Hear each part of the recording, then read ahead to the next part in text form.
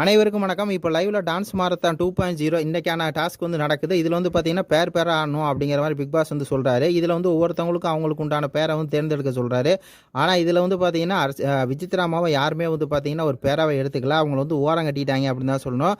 மாயா வந்து டக்குன்னு எந்திரிச்சு ரவீனா சொல்கிறாங்க. அதே மாதிரி விஷ்ணு எந்திரிச்சு நம்ம படையப்பா தினேஷை சொல்கிறாரு. அதே மாதிரி விஜய் வந்து நிக்சனை சொல்கிறாரு. அதுக்கப்புறம் பார்த்தீங்கன்னா பூர்ணிமாவுக்கு தான் பேர் இல்லாமல் இருக்குது. அதனால் வேறு வழி இல்லாமல் பூர்ணிமா வந்து விசித்ராவை வந்து தேர்ந்தெடுக்கிறாங்க. யாருமே வந்து பார்த்தீங்கன்னா விசித்ராவை தேர்ந்தெடுக்கவே இல்லை. ஃபஸ்ட்டு அர்ச்சனாவும் பார்த்தீங்கன்னா விக்ரம் வந்து தேர்ந்தெடுத்துறாங்க.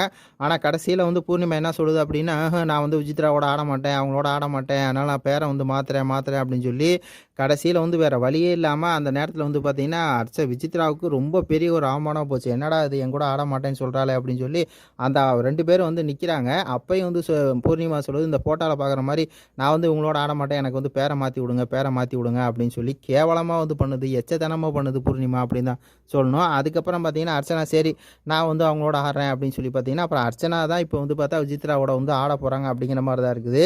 இந்த பூர்ணிமா வந்து எந்த அளவுக்கு ஒரு எச்ச அப்படிங்கிறத சொல்லுங்கள். நன்றி, வணக்கம்.